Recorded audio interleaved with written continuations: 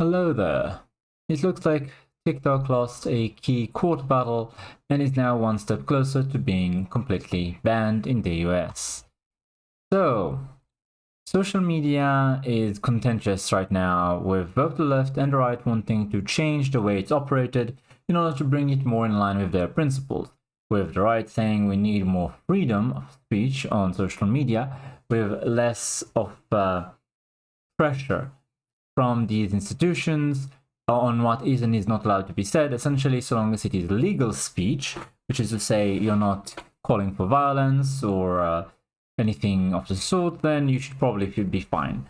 Whereas on the left, they want way more oversight, government oversight, over what is being said, because they claim disinformation and misinformation, aka mistakes and lies, are harmful to society to such an extent that it is imperative to shut them down, even at the expense of freedom of speech. If you're cynical at all about the way the left operates, then you of course believe that they are knowingly supporting their lies with censorship, and that's why they're so intent on having more oversight over social media.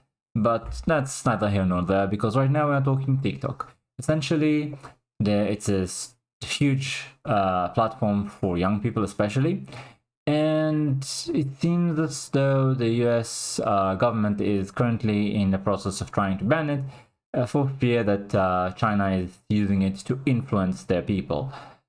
The US Appeals Court upheld the law in a ruling Friday, denying TikTok's argument that the law is unconstitutional. Instantly, that's a law that could result in the platform being banned in the United States. According to CNN, the judges found that the law does not contravene the First Amendment to the Constitution of the United States, nor does it violate the Fifth Amendment guarantee of equal protection of the laws. The ruling means that the platform is one step closer to facing a US ban, unless it can convince Chinese parent company ByteDance to sell and find a buyer, starting on January 19, 2025. After the deadline, US app stores and internet services could face hefty fines for hosting TikTok if it is not sold. Under the legislation, Biden may issue a one-time extension of the deadline. In a statement, TikTok indicated it would appeal the decision. The Supreme Court has an established historical record of protecting Americans' right to free speech, and we expect they will do that on this important constitutional issue, said company spokesperson Michael Hughes. Unfortunately, the TikTok ban was conceived and pushed through based upon inaccurate, flawed, and hypothetical information, resulting in outright censorship of the American people. The TikTok ban, unless stopped, will silence the voices of over 170 million Americans here in the US and around the world on January 19, 2025. ByteDance has previously indicated it will not sell TikTok.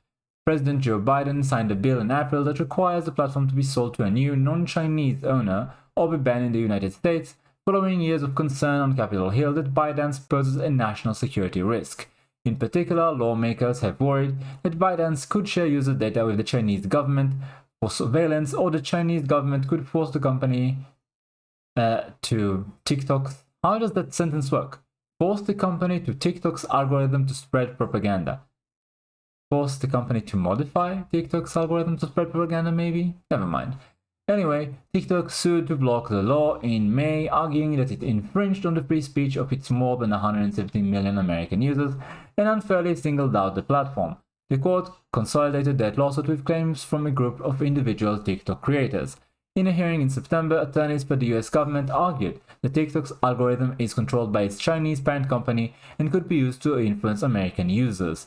In their ruling, a 3-judge panel at the US Court of Appeals for the District of Columbia Circuit acknowledged that TikTok's American users create and view all sorts of free expression and engage with one another and the world.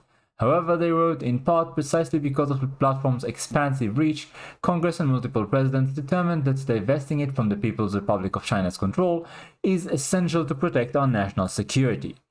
And I say fair enough about that. I am very, very leery of allowing the government to regulate social media in any way other than to force it to be fair to all users regardless of political affiliation.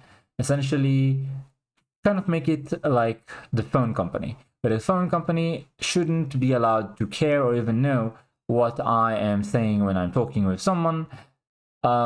They don't get to penalize me for saying opinions that they disagree with or that they think are dangerous. They just provide a service, and that's that. So making social media more like that, yes, absolutely, I'm for it. Allowing the government to decide what is and isn't allowed on social media, that's very dangerous. Now, the one thing that actually makes it possibly okay in the case of TikTok is that the Chinese communist government is not only hostile to the West, but also well known for putting a great deal of pressure on companies within China to become essentially arms of the government and enact its policies, adhere to its demands, etc. It's well known that basically all Chinese companies do so. And in fact, you can't have a company that operates in China without having a Chinese partner, through which, of course, the government would probably be taking all the information they can and enforcing their policies. Now, China has a very different TikTok than the Western one. In China, TikTok pushes, the algorithm pushes people to learn sciences and such, learn how to do things with their hand, fix electronics, things around the house.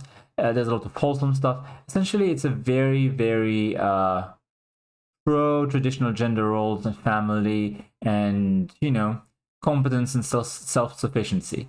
On the other hand, the Western type is full of brain rot, gender confusion, a lot of propaganda that's very divisive on the basis of race, sex, sexuality, etc. It's basically things that would make you become more hedonistic, confused, and hostile to the society around you. That's not just my take, a lot of people have been saying it. I don't think, at least I haven't heard of too many cases of straight up propaganda that says China good, US bad. But there's a lot of propaganda to make yourself be more unhealthy, less competent, and less, how to put it, capable and willing to be a productive citizen. So I definitely do believe that TikTok is manipulating the West through its algorithm in a way that is beneficial to China, because China is the biggest competitor to the US, and assuming that people in the US become less healthy, less capable, and more divided and more prone to infighting, then China would have a better chance to overtake the US as the strongest economy and the world hegemon. All of that being said, I can't help but worry. This could very well be the foot in the door for more censorship all across the internet. Not sure it's worth it, honestly. The cure could end up being worse than the disease. And it seems as though Trump might be on the same track, because he flipped on the issue. He used to be for banning TikTok and now he's against. We'll get to that in a minute. So the court's ruling on Friday largely deferred to Congress, finding that lawmakers acted within their constitutional powers and followed appropriate procedure in crafting the TikTok law. The legislation narrowly addressed the specific problem of TikTok's China ties, the judges said, and does not suppress content or require a certain mix of content. People in the United States would remain free to read and share as much PRC propaganda or any other content as they desire on TikTok or any other platform of their choosing, the judges said. What the act targets is the PRC's ability to manipulate the content covertly. Understood in that way, the government's justification is wholly consonant with the First Amendment. Unimpressed with TikTok's counter-arguments, the judges dismissed the company's objections to the US government's national security concerns. TikTok only quibbles with how US officials have characterized its data practices, they said, and TikTok's defense of its data collection misses the forest for the trees. A key flashpoint in the case has been a proposed deal with US national security officials that TikTok claimed would have resolved the potential spying concerns. During the litigation, TikTok implied that the US government acted in bad faith by pursuing negotiations for months before suddenly cutting off communication and then backing the legislation that Biden ultimately signed. US government lawyers, meanwhile, responded that the draft deal was insufficient to resolve the security concerns.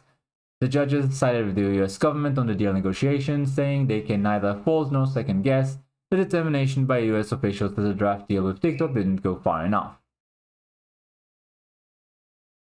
Okay, so the supporters of TikTok are saying essentially that they don't think things would get better if someone like, let's say, Mark Zuckerberg, the owner of Meta, bought TikTok instead.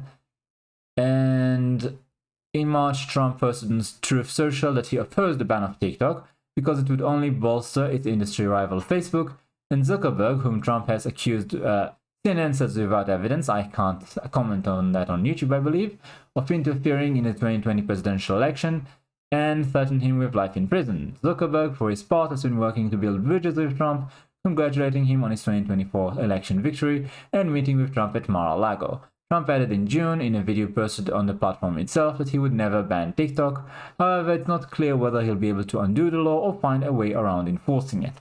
So I do believe that Trump reached the same conclusion, that allowing the foot in the door of banning TikTok could potentially be extended to other social media platforms. For example, X, which right now, former Twitter, which right now seems to be the biggest target for government forces and other, let's say, international forces.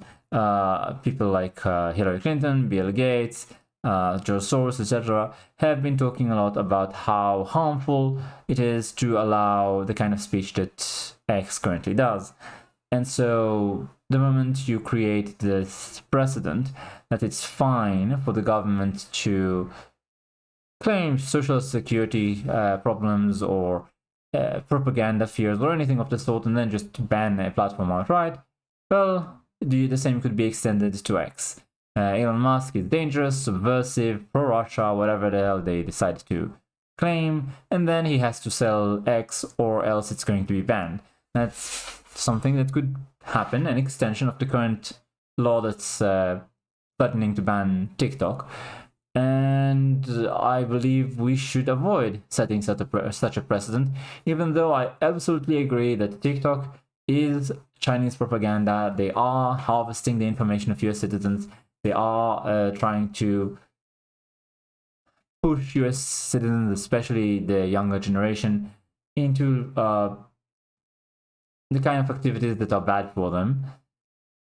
All the same, the solution, for now at least, should be confined to individual and societal pressure against the way TikTok is currently run. You know what? There is something the government can do without creating a bad precedent, and that is to force TikTok to publish its algorithms. Essentially, show us what exactly the algorithms promote and what they demote right now. Do that to all social media. You don't even necessarily have to force them to give you the code. Just let us know which subjects, which activities, which words are positively identified by the algorithm and which ones are negatively so. That alone would be enough to change completely the way that people look on social media and create a ton of political and social pressure to change for the better. If TikTok right now decides to, let's say, promote, like I said, gender confusion or racial division or anything of the sort in the US, but not in China, and this is all published and we know, then there will be a great deal of social media talk, and so basically just random people saying, hey, this is not okay, don't treat us so differently, don't promote in our country these things that are harmful, while in your country you promote intellectual pursuits, wholesome things, family, traditional gender roles. Why are you doing this to us? This will create a political divide based on the social media platform specifically, and in order to maintain a broad user base, something will have to give. The social media will have to change their algorithm. Instead of having the government force them to change them or to change ownership, just force them to tell the public the truth. That, in my opinion, would be a step forward. And I absolutely believe that this will not be used for the purpose of censoring or harming the basic human rights, freedom of speech of people in the future. Just having more transparency, in my opinion, is always good on the government side, on big corporation side. wanting the citizens to be transparent, aka lose their privacy, that's awful. I believe V keeps talking about this idiom from Romania that they have from the days of the USSR, where if the government knows anything there is to know about the citizens, that's tyranny. If the citizens know everything there is to know about the government, then that's democracy. After all, you're not looking into the private information and life of public servants. What you want to know is about what they do within the confines of their duty as public servants, aka what are they doing in your name. To remember that to represent you, they're not there to rule over you. Whatever they do should not be done in how to put it, should not be hidden from you unless there's some sort of national security concerns with publishing it. There are no social downside, national security concerns with publishing the algorithm to TikTok, Facebook, Twitter, X, I don't care who. Just let us know what exactly you're doing, that's all. If you don't like that solution, then just sit back and hands off. That's my opinion. This legislation might sound like it's doing something good. It might, in the short term, do something good. But in the long run, I think it would be more harmful. And it seems President-elect Trump is of the same opinion on this topic right now. I wonder what Elon Musk thinks about it. I would hazard a guess that he is also on this side. It might seem as though they are getting rid of a competitor right now, but he's clearly the next in line. Thanks for watching, like, comment, subscribe, and I'll see you next time.